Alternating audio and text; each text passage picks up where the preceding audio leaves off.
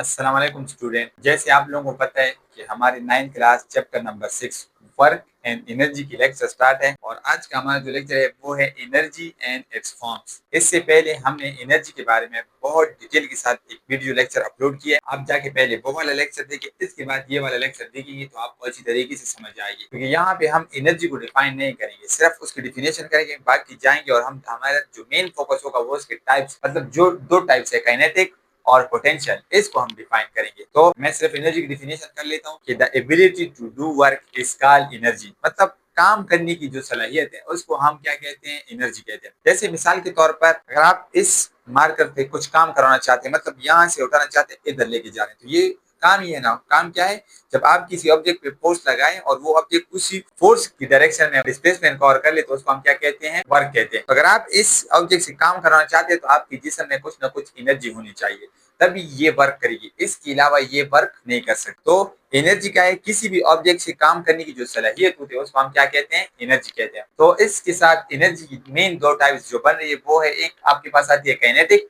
दूसरी आती है पोटेंशियल। अब हम क्या कर लेते हैं, सबसे पहले काइनेटिक एनर्जी को डिफाइन करते हैं। Kinetic energy, the energy possessed by a body due to its motion is called kinetic energy. मतलब क्या है, किसी भी बॉडी में मोशन की हालत में जो एनर्जी होती है उसको हम कहते हैं काइनेटिक एनर्जी। जैसे मिसाल के तौर पर अगर ये मार करें ना, अब ये यहाँ पे है, इस तरह आप रख लेते हैं तो आपको कुछ चोट वगैरह नहीं लगती, लेकिन जब कोई आपकी तरफ फेंक देते हैं तेजी के साथ, जितना तेजी के साथ ये आएगा आपके मुंह पे लगेगी तो आपको क्या होगी, चोट लगी। तो इससे क्या पता चल रहा है कि यही मार करती यहाँ पे खड़ी थी, इसमें किसी भी किस्म की एनर्जी नहीं थी, लेकिन जब ये चलती हुई आ रही है तो आपको चोट रही। तो इसका मतलब ये है कि इस मार्कर में कुछ ना कुछ एनर्जी है, और वो एनर्जी जो कि मोशन की वजह से, इस वजह से इस मोशन को हम कहते हैं काइनेटिक एनर्जी। मतलब मोशन की वजह से जो एनर्जी होती है उसको हम क्या कहते हैं, काइनेटिक एनर्जी। जैसे दूसरी मिसाल इस तरह कि अगर एक गाड़ी अपनी जगह पे रुकी है तो आप उसके सामने खड़े हो जाते हैं, बिल्कुल करीब खड़े होते हैं तो आपको किसी भी किस्म की नुकसान नहीं होता, लेकिन जैसे ही वो गाड़ी चलती हुई आपकी तरफ आ रही है और आप उसके सामने जाते हैं तो आपको चोट लगती है। तो वो क्या है, ये गाड़ी में किस्म खास किस्म की एनर्जी थी जिसने आपको नुकसान पहुंचाई है, तो वो है काइनेटिक एनर्जी। मतलब मोशन की वजह से जो एनर्जी है उसको हम क्या कहते हैं, काइनेटिक एनर्जी। अब हम इसकी मैथमेटिकल प्रूफ ले लेते हैं। तो देखिए, मैथमेटिकल प्रूफ के लिए आप लोगों ने यहाँ पे तीन चीजें याद रखनी है। पहली चीज, ये जो एनर्जी है काइनेटिक एनर्जी, इसको बराबर लेनी है वर्क। दूसरी चीज, आपने न्यूटन सेकंड लॉ को यूज करना है। तीसरी चीज, थर्ड इक्वेशन ऑफ मोशन से वैल्यू निकालनी है और वो उसमें पुट करनी है। तो ये तीनों बातें आप अपने जहन में याद रखेंगे, तभी आप इसको अच्छी तरीके से, मतलब आप डेरिवेशन कभी भी गलत नहीं हो। और याद रखिए कि ये जो काइनेटिक एनर्जी वाला है ये लॉन्ग क्वेश्चन में आता है।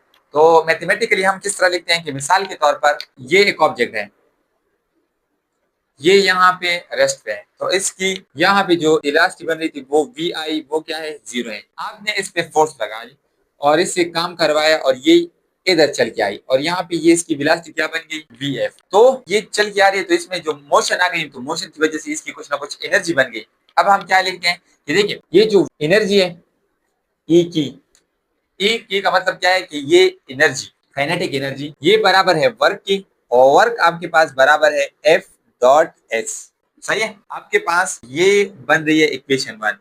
यहाँ पे आपके पास पहली, मैंने कहा था कि 3 स्टेप आपने याद रखने हैं। पहला स्टेप कि आपने एनर्जी को बराबर लेने हैं वर्क के, और वर्क का फार्मूला जो है ना वो आपके पास बराबर है एफ डॉट एस।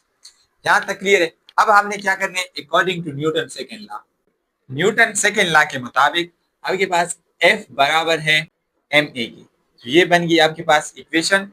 तो न्यूटन सेकेंड लॉ के मुताबिक अब यहाँ पे अब हम लिख लेते हैं कि third equation from third equation of motion, this equation of motion क्या है, 2as is equal to V F square minus V I square. ये यहाँ पे देखिए हमारे पास s है, तो हमने क्या कर लेना है, s को चेंज करनी है। s is equal to V F square minus V I square divide by 2a। अब क्या करें, ये इक्वेशन आ गई तीसरी। तो अब क्या करें, इक्वेशन 2 और 3 को पुट कर ले इक्वेशन 1 में, तो इक्वेशन 1 किस तरह बन जाएगी, ये देखिए e के x की जगह पे आ जाएगी ma मल्टीप्लाई बाई, या डॉट या मल्टीप्लाई एक ही बात है, V F square minus V I square divide by 2a। अब ये a और ये a आपस में कैंसिल हो जाएंगे। यहाँ पे आपके पास e k is equal to half को आगे कर ले M V F minus V I. सही है। अब यहाँ पे क्या आएगी, देखिए वी आई आपके पास क्या है, इनिशियल वेलोसिटी, वो ऑब्जेक्ट इनिशियली रेस्ट पे थी, आपने फोर्स लगा ली, फोर्स वर्क कर लिया, तो इस वजह से वो यहाँ से आ गई इधर। तो इसकी EVI 0 है और VF V के बराबर है। तो यहाँ पे आप पुट कर ले, तो हाफ mv² माइनस 0 स्क्वायर, 0 का स्क्वायर तो 0 के बराबर है, तो ये मल्टीप्लाई होके E के बराबर आ जाएगी आपके पास हाफ mv²। तो मतलब जो काइनेटिक एनर्जी की जो फार्मूला मेन जो लास्ट वाला जो फार्मूला आ रहे हैं वो क्या आ रहे हैं, काइनेटिक एनर्जी बराबर है आपके पास हाफ mv²। इससे हमें क्या पता चल रहा है कि देखिए कि अगर आप वेलोसिटी को बढ़ाएंगे तो काइनेटिक एनर्जी भी बढ़ जाएगी, वेलोसिटी जितनी बढ़ेगी उसके हिसाब से काइनेटिक एनर्जी उतनी बढ़ती जाएगी। और इस तरह अगर आप मास को बढ़ाएंगे तो मास भी बढ़ती जाएगी। जैसे अगर आप वेलोसिटी को कांस्टेंट रखिए और ये मार्कर आपकी तरफ आ रहे हैं तो आपको उतनी ज्यादा चोट नहीं लगेगी। अगर इस स्पीड के साथ कोई गाड़ी वगैरह आ रही है तो देखिए मास आपने बढ़ा दी, तो वेलोसिटी तो कांस्टेंट है लेकिन मास बढ़ने के साथ आपको क्या होगी, ज्यादा चोट लगेगी। तो इसका मतलब ये है कि काइनेटिक एनर्जी मास और वेलोसिटी दोनों के साथ डायरेक्टली प्रोपोर्शनल है।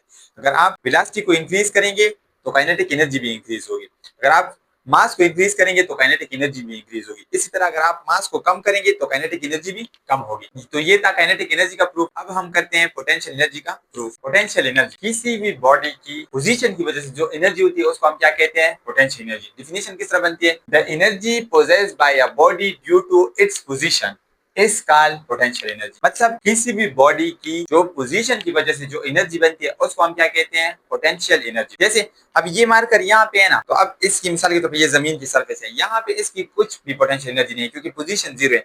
आप इसको इधर लेके गई तो कुछ हाइट आ गई, अब ये जो हाइट आई है इस वजह से इसमें कुछ एनर्जी बनी है और इस एनर्जी को हम कहते हैं पोटेंशियल एनर्जी। जैसे अगर ये ऊपर से नीचे की तरफ आएगी ना तो क्या होगी, यहाँ पे जो चीजें कुछ नीचे चीजें होगी, छोटी चीजें, उसको नुकसान पहुंचाएगी। जैसे अगर आप ऊपर कोई ईंट वगैरह रख लेना और वो ऊपर से आपके सर पे आती है तो आपको चोट लगती है, तो वो जो चोट लगी है वो उस एनर्जी की वजह से लगी है क्योंकि उस ईंट में कुछ एनर्जी थी जो पोजीशन की वजह से बनी थी और वो आपको क्या पहुंचा रही है, नुकसान पहुंचा रही है। मिसाल के तौर पर अगर एक ये जमीन की सरफेस है और एक ऑब्जेक्ट इधर है और आप इसको उठा के इधर लेके जाएं तो यहाँ पे आपने इसको कुछ h हाइट दे दी।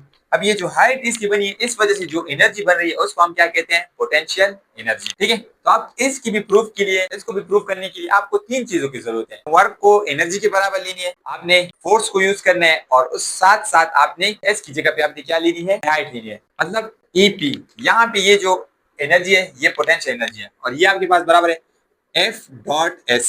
अब यहाँ पे जितना आप इस ऑब्जेक्ट पे फोर्स लगा रहे हैं ना वो उसकी वेट के बराबर है। देखिए आपको पता है कि आप जमीन किसी भी ऑब्जेक्ट पे जितनी फोर्स लगा जितना उसका वेट होता है। अगर आप यहाँ से इस ऑब्जेक्ट को ऊपर लेके जा रहे हैं मतलब आप उतना ही फोर्स लगाएंगे जितनी इसकी वेट होगी। अगर वेट से कम होगा तो ये तो आप ऊपर नहीं लेके जा सकते। तो इसका मतलब क्या है कि F आपके पास बराबर होगा mg के, क्योंकि F बराबर होगा वेट के और वेट का जो फॉर्मूला है वो आपके पास बराबर है mg के। तो ये आपके पास आ गई इक्वेशन 1।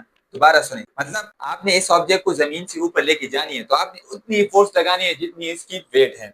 मतलब F बराबर होगा वेट के और वेट का फार्मूला आपके पास क्या है, mg। अब दूसरे S यहाँ पे आपके पास हाइट के बराबर होगी क्योंकि हाइट जितनी ज्यादा होगी तो पोटेंशियल एनर्जी भी उतनी ज्यादा होगी।